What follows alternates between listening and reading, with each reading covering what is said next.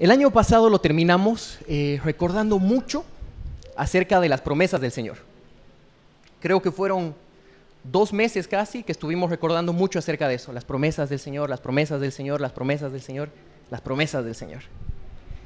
Y les cuento que esta tarde va a ser ligeramente similar. Vamos a hablar acerca de una promesa que tuvo el Señor con su pueblo, que abrió una nueva etapa.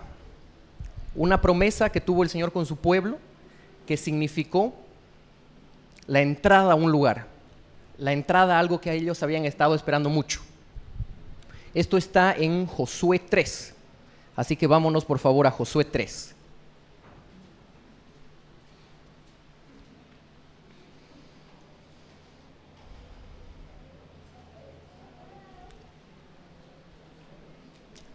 Gracias. Y ahí en Josué 3, váyanse al versículo 7, por favor.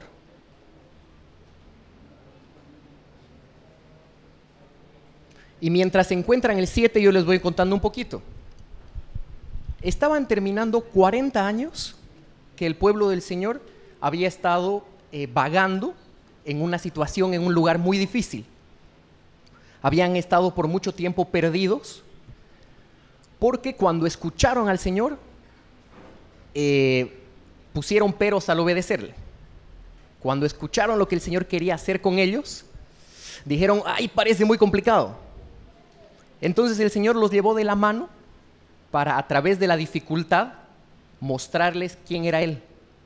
Porque esa fue la clave del desierto, ¿no? Mostrarles a los israelitas su debilidad para que puedan depender del Señor y en eso su bondad. Entonces, ya en el versículo 7, gracias Mari, el Señor estaba hablando con Josué de un tiempo que ya se había cumplido. Entonces leeremos por favor a partir del versículo 7.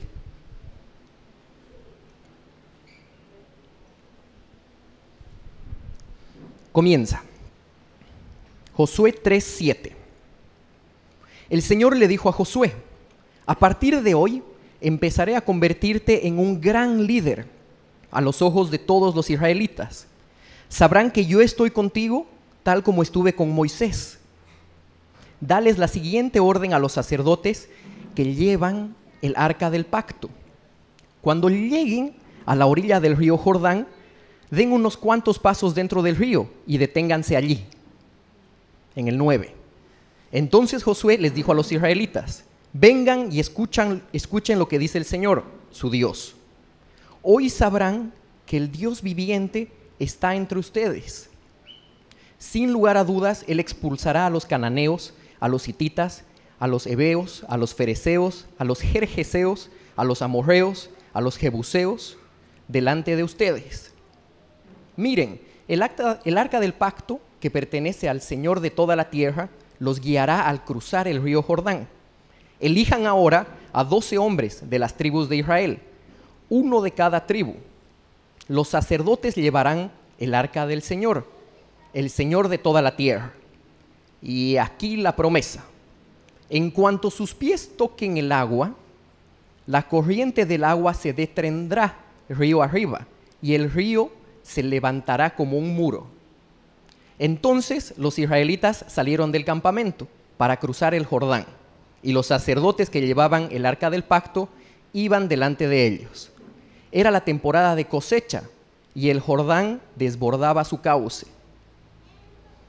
Pero en cuanto los pies de los sacerdotes que llevaban el arca tocaron el agua a la orilla del río, el agua que venía del río arriba dejó de fluir y comenzó a amontonarse a una gran distancia de allí, a la altura de una ciudad llamada Adán, que está cerca de Zaretán. Y el agua que estaba río abajo desembocó en el mar muerto, hasta que el lecho del río quedó seco. Después todo el pueblo cruzó cerca de la ciudad de Jericó. Y ahí le voy a pedir por favor al chinito. Vamos a ver algo. Y si me pueden ayudar a apagar la luz por favor de ahí. Muchas gracias. El video, por favor.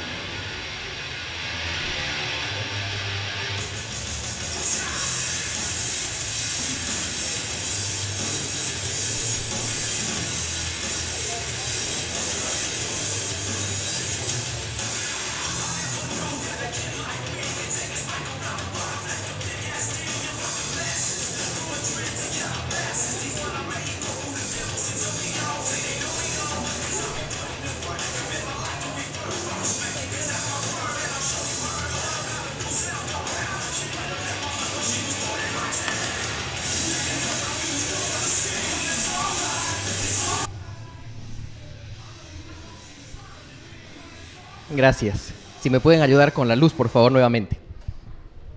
¿Quién siente que su vida está así ahorita? Que están navegando en algo así. Ahora, cuando escuchen, si me lo pueden poner negro, porfa. Gracias. Cuando escuchen el Jordán en época de lluvia, en desborde, se pueden imaginar algo un poco más apropiado, ¿no? Porque cuando yo leía esto y decía, bueno, el Señor va a abrir el agua, el Señor los va a hacer cruzar en tierra seca, lo que yo quería imaginarme era algo un poco más tranquilo, fácil de cruzar, algo que se iba a dividir rápido, pero esta es la realidad. Si uno presta atención a los detalles de la palabra, ¿no? El Señor les estaba pidiendo que vayan y crucen un río Jordán así, ¿no? Desbordado. No sabemos qué tan desbordado estaba, pero estaba desbordado. Un río que estaba en lo más fuerte, en lo más profundo, en lo más extenso. Entonces, el Señor le dice a Josué, mira, llegó el momento de la transición, yo hoy día le voy a demostrar al pueblo cómo estoy contigo y hoy día van a entrar a la tierra prometida. Hoy día van a terminar estos 40 años que están en el desierto. Y elige una época en la cual el Jordán estaba desbordando, en la cual había mucha lluvia. Entonces Josué se levanta muy temprano de mañana y les dice, llegó el momento de cruzar, entonces tengo que elegir uno de cada tribu. Elige uno de cada tribu y va a pasar primero el arca del pacto, después los 12, uno de cada tribu, y después todo el pueblo. Que estudiosos calculan que eran más de 3 millones de personas, ¿no? Entonces tenía que pasar toda esa cantidad de gente. Entonces se levantan y lo que le dice el Señor es, cuando metan sus pies, ahí va a parar el agua. No les dijo, esperen un poquito más allá y yo voy a abrir. Les dijo, cuando metan sus pies, cuando los sacerdotes y los 12 metan sus pies en el agua, yo voy a hacer un muro. ¿Voluntarios para meterse ahí? Grave, ¿no? Ahora, otro detalle, gran detalle. Vámonos, por favor, al versículo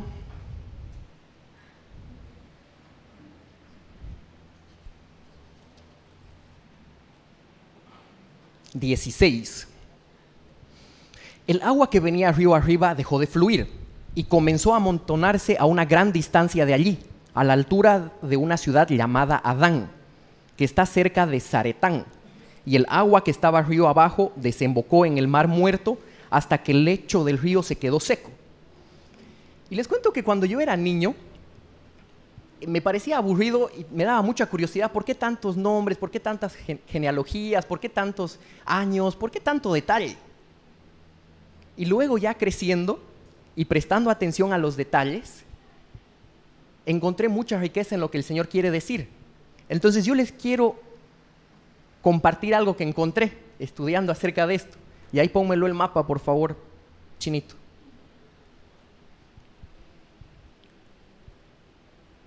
Ahí da el nombre de 3 lugares.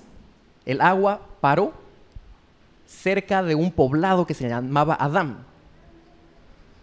Acá Adán, ¿no ven? Aquí está el río. Ellos cruzaron acá abajo, al frente de Jericó. Y se secó desde Adán hasta el mar muerto. Los más conservadores, ¿saben cuánto dicen que tiene de trecho esto? 30 kilómetros. 25 de acá a acá y 5 de acá a acá, los más conservadores. Los que por ahí le dan un poquito números más grandes, dicen que son 50. Para poner una figura en nuestras cabezas, de aquí de esta plaza a la plaza de Warnes son 30 kilómetros. De nuestra plaza a la plaza de Warnes. Entonces, imagínense, en la plaza de Warnes para el agua. Pero ¿y el agua que ya estaba corriendo de allá para acá? No se esfuma. No, el Señor no dijo, yo voy a esfumar el agua. El Señor dijo, yo voy a hacer un muro de agua en Adán. Yo voy a hacer un muro de agua acá. Y todo el agua que estaba acá seguía corriendo. 25 kilómetros de agua. ¿Y qué tenían que hacer los 4 sacerdotes ahí cargando el arca y los 12 hombres? Tenían que meter el pie, ¿no ve? Entonces meten el pie y el agua seguía pasando. ¿Por qué? Porque el agua paró acá, ¿no ve? No sé si hay algún ingeniero por ahí en fluidos que me pueda ayudar. ¿No? Porque no quiero que piensen que les estoy tomando el pelo.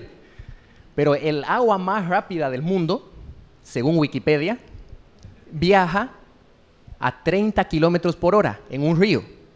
El agua más rápida del mundo en un río viaja a 30 kilómetros por hora. Por las piedras, los baches, las curvas y demás. Entonces, lo mínimo que tomó esto en secarse fue 1 hora. Lo mínimo. Entonces, recapitulemos. Los 4 sacerdotes con el arca del pacto al hombro, además. Los 12, uno de cada tribu, piecitos al agua. Ahí en el agua no tan tranquilita, ¿no ve? En el agua que parece que cualquier rato te va a llevar. En el agua que por ahí se estaba llevando parte de tu túnica, digamos, ¿no? Entonces vos estabas, pucha, qué complicado. Y agarrando el arca del pacto. 1 hora, ahí. Y yo también pensaba que era como playa, digamos, ¿no? Que uno mete el piecito y es hasta el tobillo nomás, ¿no? Lo primero que pasa cuando hay desborde es que el borde es hondo. Entonces, ¿cómo habrá sido esa metida de pie, no? Por ahí fue metida de pie y hasta la cadera. Y 1 hora ahí. Y 1 hora, mínimo, esperando la promesa del Señor. El agua ya había parado. ¿No ve?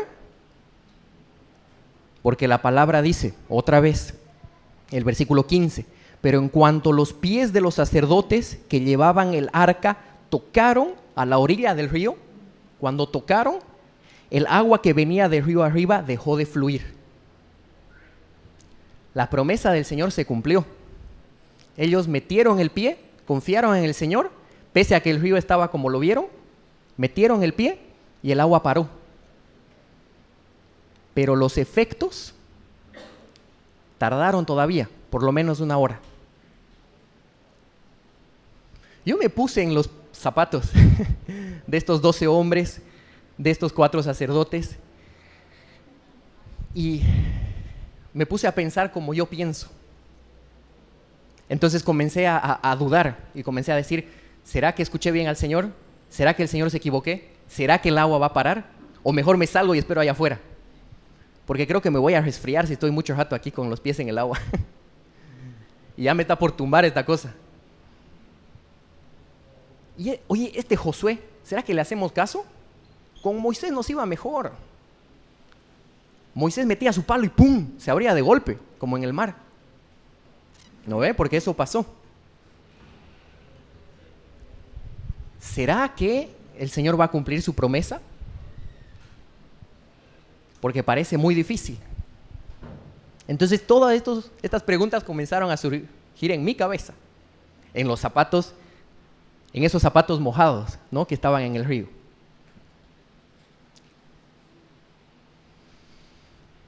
Familia querida, lo que yo creo que el Señor nos quiere decir con esto es nuevamente recordarnos que su promesa depende de Él, no depende de nosotros. Porque Él fue el que paró el agua. Que el Señor está más interesado en ese tiempo de espera y cómo esperamos que en el mismo cruce tal vez. Porque ¿qué hubiera pasado si ellos decían, ya no? ya no vamos a esperar. Ya esperamos media hora, el agua sigue pasando, mejor vámonos. Media hora nomás. Tuvieron que esperar 1 hora. ¿Qué hubiera pasado si no hubieran esperado más? Luego, y vámonos al 17, por favor. Dice, mientras tanto, o sea, ya se secó.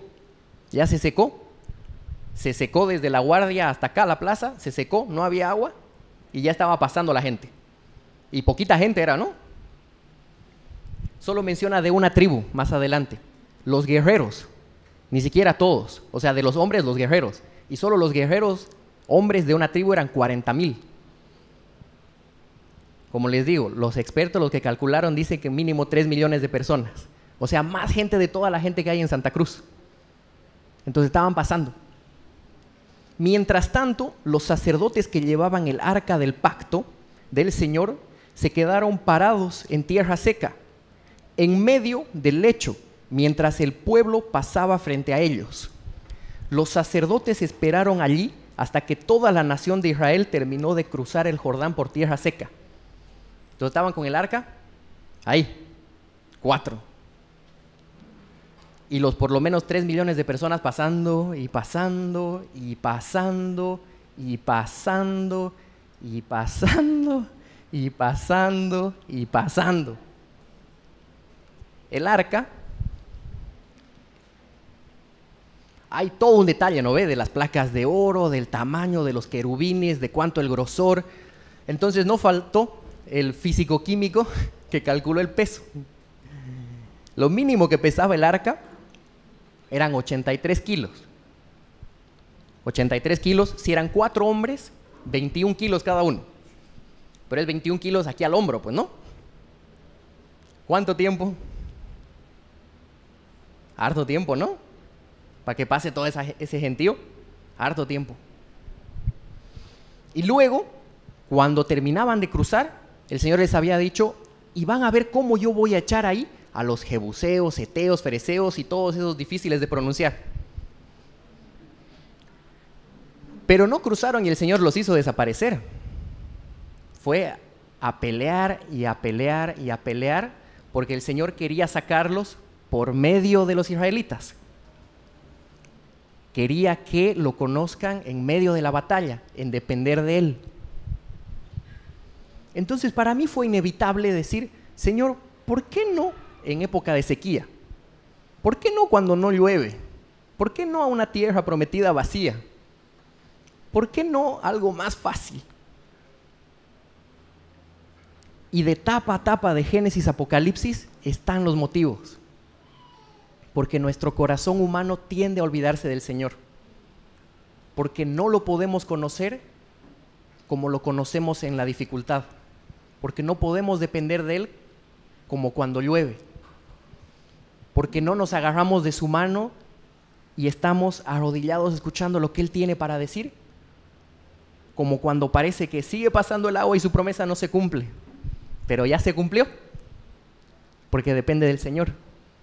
Es cuestión de que esperemos con un corazón correcto. Y que no nos vayamos otra vez al desierto. Ah, si estábamos mejor en Egipto. ¿Cuántas veces dijeron eso? Si estaba mejor cuando yo hacía las cosas a mi manera. Si estaba mejor cuando no oraba y le pedía al Señor que bendiga nomás lo que estaba haciendo.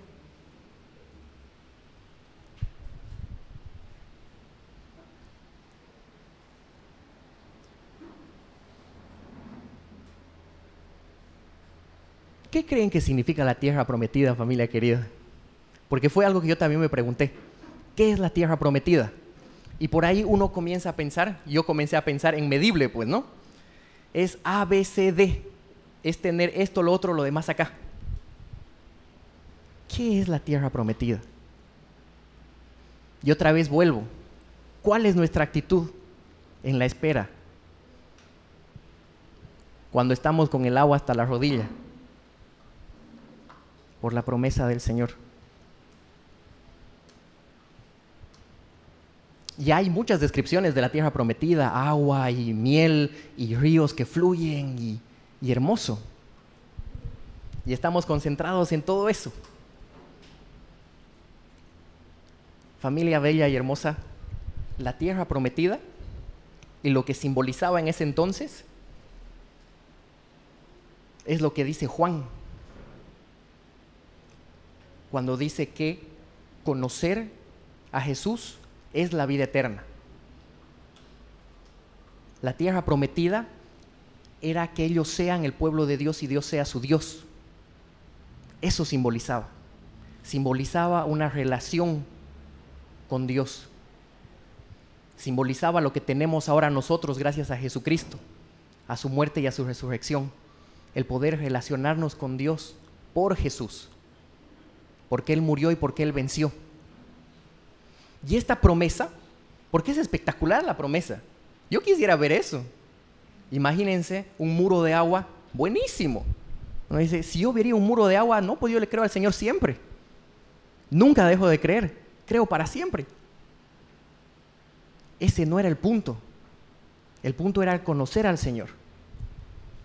Entonces esto me llevó a reflexionar también en si mi corazón está puesto en las promesas o está puesto en el Señor. Y quiero ser muy cuidadoso con esto, pero familia, si todas las promesas que creemos tener del Señor no alimentan nuestra relación con Él, pongamos en seria duda, ¿es promesa del Señor? Si todas las promesas que creemos tener del Señor no alimentan nuestra relación con Él, pongamos en seria duda, ¿son promesas de Él? Porque todo eso que el Señor nos ha prometido, todo eso que podemos experimentar con Él, es para conocerlo más, es para disfrutarlo más, es para glorificarlo mejor, es para saborear más de su amor, de su perdón, entonces querer compartirlo a otros. Porque Él no secó el Jordán para secarlo nomás, sino era para que lo conozcan.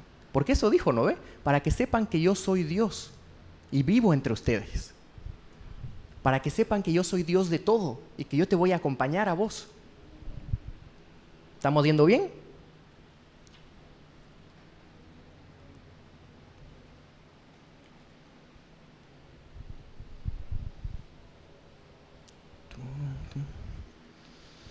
Les cuento que en esto de querer una vida fácil, pero cómo la vida difícil nos lleva a depender más del Señor y a enamorarnos más de Él. Hace 2 años, 2 años ya pues, en octubre de 2018, yo pude experimentar algo que me había hecho depender del Señor por mucho tiempo. Mis papás, haciendo lo mejor que podían con lo que sabían, yo estoy seguro de eso, mis papás haciendo lo mejor que podían con lo que sabían, se divorciaron cuando yo tenía más o menos 13 años, 12, 13 años. Y fue algo difícil, fue algo crudo, fue algo que ningún niño debería vivir, y a causa de eso, yo dejé de hablar con mi papá. Entonces, ese vacío de pasar de vivir con él a no hablar con él, cuando yo tenía 13, 14 años, me llevó a luego, ya cuando tenía 19, 20, depender del Señor y buscarlo como padre, como posiblemente no lo habría buscado si mi papá hubiera estado ahí. Entonces ese vacío creado hizo tangible la necesidad que yo tenía de alguien. Entonces, en esa necesidad, en ese vacío, creó mucha hambre de conocer al Señor. ¿De qué significa que el Señor sea Padre? ¿De qué significa que sea compañero? ¿De qué significa que Jesús en su muerte creó una nueva familia? Y eso me llevó a depender mucho de Él. Por las heridas, por los faltantes, por todo eso. Y por ahí una de las expectativas que nosotros tenemos cuando comenzamos a caminar con el Señor es que las cosas se arreglen de un momento a otro. Que de repente todas nuestras relaciones sean más llevaderas. Que de repente, si estoy soltero, encuentra la idónea o encuentra la idónea. Que si estoy casado, mis hijos cambien. Y qué sé yo, podemos seguir con los ejemplos, ¿no? No sé cuál será el imposible en sus vidas. Y en mi vida, esa familia unida que yo deseaba, que quería y que pensaba que necesitaba, no se daba y no se daba, y pasaron los años y pasaron los años y pasaron los años. Y ahorita, creo que todavía no parece, pero ya tengo 28, todavía. Aunque me falta el pelo ya, pero todavía tengo 28. Y luego de 14 años de haber estado orando y esperando por algo, en octubre de 2018 se dio eso. Con mi hermana fuimos a buscar a mi papá, hablamos con él, y por ahí la expectativa era que, wow, que ese rato se pare el agua, digamos, ¿no? Y cruzar por tierra seca. No fue así. Todavía es una cosa, un año y medio después, trabajada, porque es alguien a quien no conocemos, que estamos conociendo, y es raro, pues, ¿no? Porque es tu papá, pero no lo conoces, y es así, ¿y qué estudiaste, pues, no? ¿Qué tal los últimos 20 años? ¿Cómo nos ponemos al día de los últimos 14 años? Pucha, es todo un tema, pues, ¿no? Entonces vos hablas de una forma y él entiende otra cosa, y viceversa, y durante esos 14 años, yo muchas veces pensé o quise tirar la toalla de decir, no, pero si la iglesia es la familia del Señor, ya eso ya pasó, digamos, ¿no? Cuando el Señor siempre quiere restaurar es otro. Porque por algo a mí me hizo nacer ahí, por algo me dio sus papás, que otra vez hicieron lo mejor que pudieron con lo que sabían, ¿no? Porque todos hacemos lo mejor que podemos con lo que sabemos. Y tenemos que continuar aprendiendo, ¿no? Porque... Y hace unos días, y ahí, así de joven a joven, un consejo para los jóvenes: tengan amigos que sean mayores que ustedes, que estén en otra etapa de la vida, que los cuales puedan recibir consejos. Y el otro día con mi hermana nos juntamos con unos amigos que están en otra etapa de la vida, que son bastante mayores que nosotros, y por ahí él no lo sabe, pero y bien que está acá, a mí me bendijo mucho algo que él contó,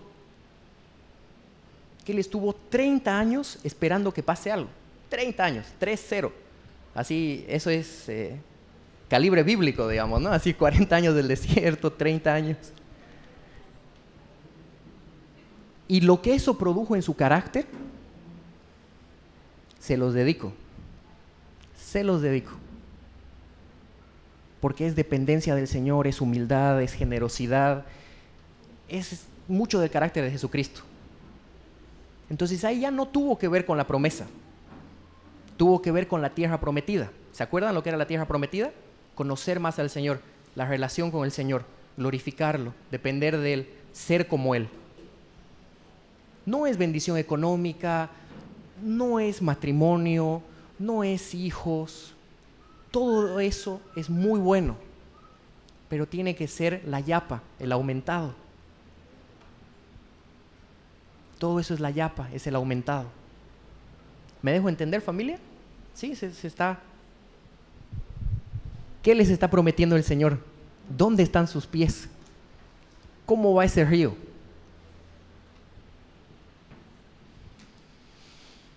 Y aquí les quiero dejar unos encarguitos para el 2020, por favor. Uno es, y aquí hay algo que estábamos hablando con Tonchi. En Lucas 12, Jesús les cuenta a sus discípulos una historia bien interesante de una higuera. De una higuera que la plantan y 3 años no dio fruto. Entonces el dueño del jardín iba y no había fruto. Y no había fruto. Entonces el dueño del jardín le dice al jardinero, ¿sabes qué? Sácala. Me está ocupando espacio y estamos desperdiciando espacio. Hay que sacar esta cosa. Y el jardinero le dice, un año más. Yo le voy a poner abono, yo le voy a dedicar tiempo. Y ahí, si al fin de este año ya no hay, ya pues la sacas, digamos, ¿no? Y plantamos otra cosa.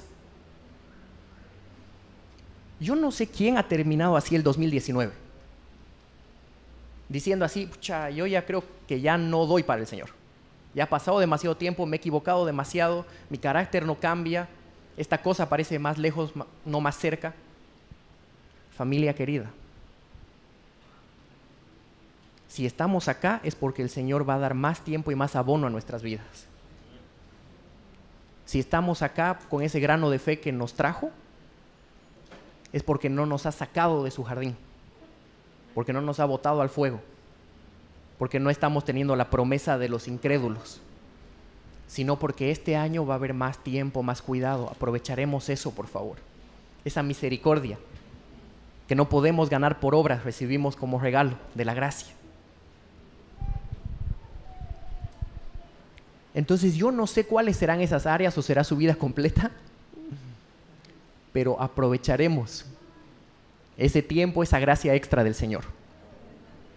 Y les cuento que yo, cuando leí la primera vez todo esto, fue como, ¡ay, qué fácil! El Señor abrió el mar, pasaron, buenísimo.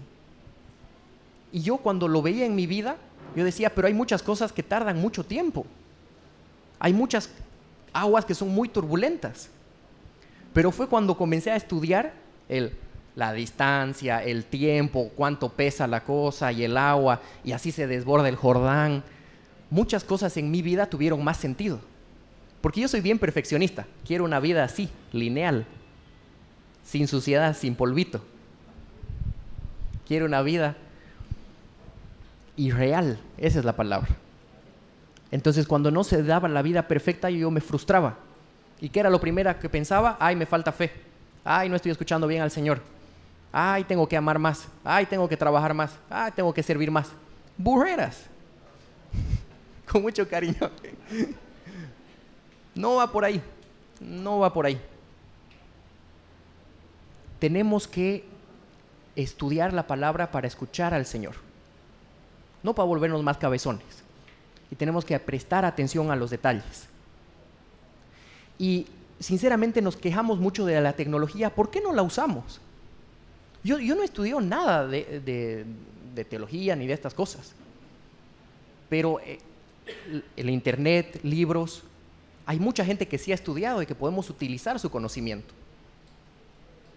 para saber cuánto tardó esa cosa en secarse, la distancia y lo demás acá, para que nuestras vidas por la palabra del Señor y los detalles tengan más sentido. Entonces yo les encargo eso, familia, con mucho cariño. Demos más tiempo, no a hacer nuestro devocional ahí en el auto y en el celular y pucha y en el micro, a ver, ya parece que esto está diciendo el Señor, belleza. No. O antes de dormir, ¿no? Con el celular y nos despertamos cuando el celular nos cae en el ojo, digamos, ¿no? La vaina. El Señor está diciendo que esté más despierto. Ya, tengo que estar más despierto. El Señor dice que me maquille. No así. No así, por favor. El Señor en su misericordia nos va a cuidar. Pero luego nos caemos en esa misericordia y le echamos la culpa al Señor porque no nos habla más claro. Dedicaremos tiempo, familia, por favor, a la palabra para escarbar esas cosas. Vamos a encontrar gracia, misericordia, promesas, guía, consuelo. Y puedo estar recitando más. Tenemos que ser activos con las promesas del Señor y en fe pelearlas, ser proactivos. Si los sacerdotes y los 12 no hubieran metido el pie, no hubiera parado el agua, porque ahí estaba el condicionante: metan el pie, ahí va a parar el agua. Si ellos no esperaban y se salían, no sé porque no lo dice la palabra, pero podemos pensar, ¿no? ¿Qué hubiera pasado? Esperemos en esas promesas, familia. No hagamos la de Abraham, que por no esperar el hijo de la promesa se fue a prestar un hijo. Y hasta ahorita seguimos viviendo las consecuencias de eso, ¿no ve? Esperemos de buena manera. Esperemos de buena manera.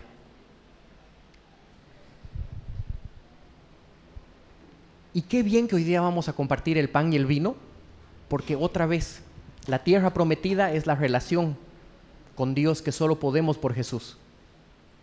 Que ese pan y ese vino hicieron posibles, esos símbolos que vamos a recordar. Entonces ahora oraremos, por favor, para pasar a esa siguiente etapa. Acompáñenme a orar. Muchísimas gracias, papá, por lo paciente que eres, por lo misericordioso que eres, Señor. Por favor, Este 2020 danos oídos muy sensibles a tu voz, papá. Enséñanos a leer tu palabra, enséñanos a escuchar tu voz, enséñanos a obedecer, aunque esto implique meter el pie cuando el río todavía esté corriendo. Y danos mucha fe para esa espera, por favor, papá.